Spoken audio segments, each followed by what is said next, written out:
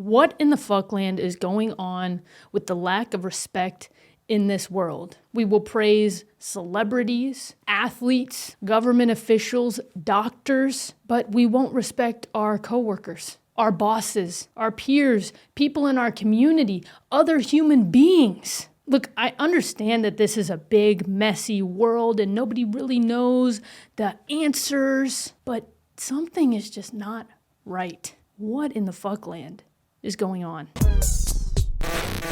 What in the fuckland?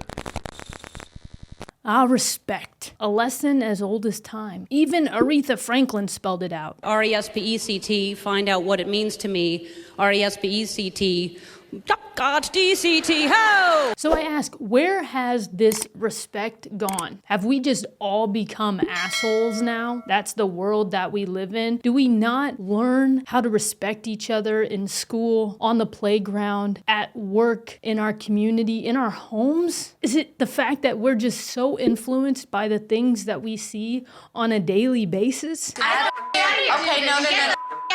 And go. How in the fuck they go demand some respect when they some of the most disrespectful motherfuckers to the black woman we ever seen? First of all, congrats on your little bump. Congrats on your little bump. What about my bump?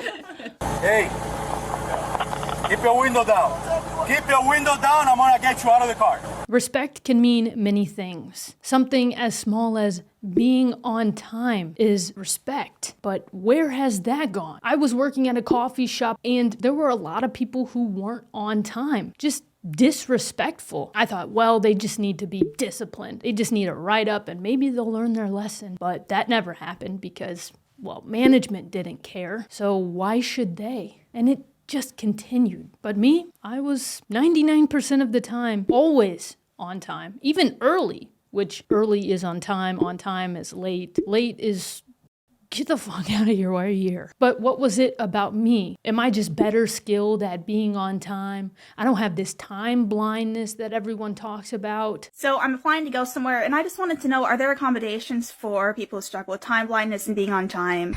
Time blindness, you say? Let me just look here real quick. Oh, yep, it's covered right here under imaginary things that don't exist. I'm not a victim of traffic or an alarm clock or ADD. Do I just watch different media? Do I just have different role models? Do I just have more respect for the people around me? Look, I'm not a god, but why does it seem like I'm the only one who cares? I'm late. I had to watch a depressing show to make myself feel better about coming here. I had to stand in the sun for 15 minutes because my circadian rhythm has been off. Time was created by the patriarchy to control women. I swear my dog was just about to say his first words. Sorry I'm late. I had to make an entrance.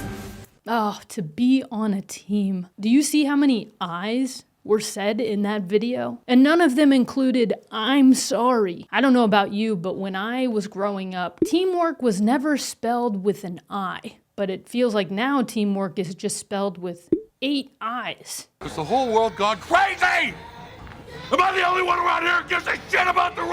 I remember I was doing stand-up one time and I was ranting about people being late and people not valuing being on time anymore. And then a comedian came on after me and he said it was crazy about the fact that I was mad about someone being 1 minute late. He said if he showed up to work 20 minutes late, his work better be grateful that he just even showed up. Congrats, bro. You are officially the coolest person ever who doesn't give a fuck. You won. Why is that the thing in our society now? You win by not caring as much. Your work has to be grateful that you show up instead of you being grateful that you have a job? Are we so privileged that we can't be grateful to have a job anymore? I don't know. Being on time is something that I value. And I also hold other radical ideas like holding the door open for other people, no matter your gender, or saying hi to a person walking by you, or speaking to the person who checks you out at the register. Crazy, I know. Sure, I may sound like a crazy person who wants people to say please and thank you. I'm the devil. They want me to not care. They want you to not care. They want all of us to not care. They want you to not care about who you have sex with and how much. They want you to not care about the baby that's created inside of you. They want you to not care about the type of food that you put in your body. Oh, but it's just a little sex, it's fine. Oh, but it's just a little baby, it's fine. Oh, it's just a little poison, it's fine. Oh, it's just 1 minute late. It's fine. Showing respect isn't just about being on time. It isn't about abstinence or eating a bag of Doritos. Respect goes much deeper than that. Respect is treating other people in a way that gives them the assumption of the dignity they should have. And I like that definition because too often, particularly in our society today, we've forgotten that everyone is deserving of dignity. And I think respect automatically presents that dignity back. I respect you, I will treat you with respect because my default mode is that there is something about you which is worthy of respect. Dignity. It's clear that they do not want us seeing each other as dignified beings. Why is that? Well, because we might actually see each other as good people? Maybe because if we were dignified beings, it would teach us and show us that we have full autonomy over what we think and what we do. Maybe they don't want their herds of followers turning into leaders. Now you may say, Shay, leader, come on. I don't want to be a leader. I just want to live my life. I just want to kind of get off the grid. I don't want to lead people. Okay, I'm not made to be a leader. But let me ask you this. If you are not the leader of your life, who is? And I feel like there's been this misconception about leaders. Like in order to be a leader, you have to be a CEO, or you have to manage people, or you have to be a white cis het man guy. None of that is true. Leadership is perhaps one of the most misunderstood subjects in business. Leadership has nothing to do with rank. I know many people who sit at the highest levels of an organization who are not leaders. We do as they tell us because they have authority over us, but we do not trust them and we do not follow them. I also know people at low levels of organizations that have no formal authority, but they've made a choice. The choice to look after the person to the left of them, the choice to look after the person to the right of them, and we would trust them and follow them anywhere. Every one of us can choose to be the leader we wish we had. Being a leader is taking care of the people around you. Something you literally had to do back in the day in order to stay alive. It's called a community. Sounds like a pretty good way to live life.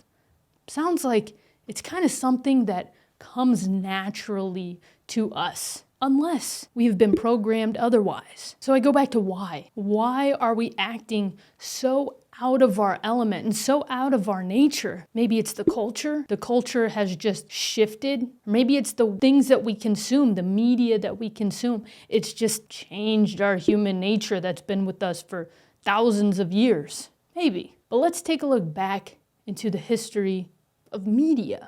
Every day, millions of messages invade our screens. Their aim? To direct our choices in purchasing, voting, or adhering to an idea. To impose their power, authoritarian regimes used force. Western democracies invented public relations. One of the group's leading theoreticians was Edward Bernays. Public relations embraces what I call the engineering of consent, based on Thomas Jefferson's principle that in a democratic society, everything depends on the consent of the people. So if the media is all about getting our consent to show us things, where we will now make decisions on those things, What type of decisions do they want us to make? In the past few years, we've been forced to implement something called DEI. We've forced inclusivity, like you better say my pronouns or else. Narratives have been created about this country that we are inherently racist. And if you think these movements are for our benefit, you have been way too trusting in what you are being fed. We think every space belongs to us because we live in a white supremacist society. Is America an inherently racist country? I think the word inherent is challenging there. If we say... Fundamentally, yes. America is racist to its bones. All of the... So inherently. Yeah. One piece of propaganda that has been pushed down our throats for the past few years is erasing God. We see many examples of exactly how they're doing this. Back in 2004, the Democratic Party platform included 7 mentions of God. Their most recent platform, in 2020, mentions God just once. During that same 2020 DNC convention, several of the caucus and council meetings actually chose to omit the words "under God" from the Pledge of Allegiance. And to the republic for which it stands, one nation, indivisible, with liberty and justice for all. That clip speaks for itself. Now, trust me, I'm not going to sit here and speak the word of God to you. I've had many problems with church and God and religion. I eventually turned to spirituality. I was all in with the flow. I would call God universe or spirit or energy. And truly, I used to be triggered by the word God, especially if you put he as God. God is a he. Oh God, no, that's triggering. That's patriarchy. That is that's patriarchy. That's it's clear as day. But as I continued my journey, I realized there wasn't a problem with the word God. There was a problem with the relationship I had with that word. And when I was putting all of this together about respect, I kept going in circles. I'm like, well, we just need better values, or maybe we need more discipline in our society. We just need to be nicer to each other. But going in circles didn't get me anywhere. So I had to dig deeper. When I did that, I realized we don't have a structural issue in America. We have a foundational issue. Because wherever the media pushes us, we go. Wherever Hollywood pushes us, we go. We sway in the wind. We have no anchor to hold ourselves down. And to me, that's God. Believing in God is realizing that there is a creator to all of this. It's the type of creator that keeps my body healthy and intact. It's the type of creator that creates life upon life. It's a type of creator that gives us oxygen, gives us beauty, that gives us these senses, that it's just not some computer programming, and that really it is a one being. We can easily look at the effects of social media and the presence of evil. Social media creates division. It's so easy to attack someone on social media. Social media creates a hierarchy. If you have more followers, more engagement, more likes, more comments, then you are higher on the totem pole than someone who doesn't. But listen, this is the kind of thing where I felt like I was going in circles. Like, maybe we should just get off social media. Social media is the source of our problems, but let's for a moment stop blaming social media, stop blaming corporations, stop blaming the man or the 8-hour workday or the 5-day work week, because all that does is it pushes responsibility away from us. And with that, we release our free will. Evil wants us to create these false narratives, this doubt, this negative energy, because it keeps us distracted, whereas God holds the solution to everything. Evil doesn't come in the form of a grim reaper. It's much more subtle than that. It comes in the form of our actions. We have the ability to make choices. That's why I've always hated the term or the phrase, I woke up and chose violence. So you're admitting with all of the choices that you are able to make, you chose violence? I don't know, guys. That's just stupid. stupid. I really don't know how else to put that. Yes, people have free will and free choice, but that doesn't mean that people should go out and do whatever they want, be however late they want, be as naked as they want in the streets, have as many freak-offs as they want. If you're atheist, I am. And you don't believe in an afterlife, I don't. if you don't believe in heaven and hell and all that, why don't you just go around raping and murdering as much as you want? I do. What? I do go around raping and murdering as much as I want, which is not at all. Because he's got a conscience. But if death is just the end, what's the point? What's the point in what? Living. Might as well just kill yourself. So if you're watching a movie and you're really enjoying it, something with Kevin Hart in, Yeah. and someone points out that this will end eventually, do you just go, oh, forget it then, what's the point, and just turn it off? No, because I can watch it again. Well, I think life is precious because you can't watch it again. I mean, you can believe in an afterlife if that makes you feel better. Doesn't mean it's true. But once you realise you're not going to be around forever, I think that's what makes life so magical. One day you'll eat your last meal, smell your last flower, hug your friend for the very last time. You might not know it's the last time. So that's why you should do everything you love with passion, you know?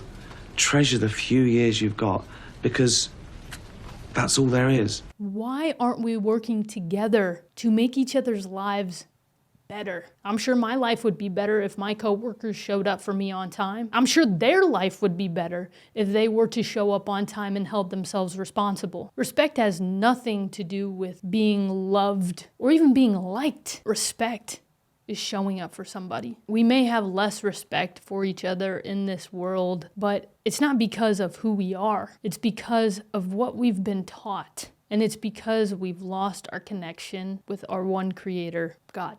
Let me know what you think. Comment below. I want to hear. Subscribe to the channel if you haven't already. And I will talk to you on the next one. See ya. What in the fuckland? If you had a multiple choice question and it asked you, how would you like to wake up this morning? And the multiple choices, they were infinite. I would love to wake up grateful. I would love to wake up with a loving heart. I would love to wake up inspired, or I would like to wake up violent. If you choose D on that, you dumb. D is for dumb. And that's what you is.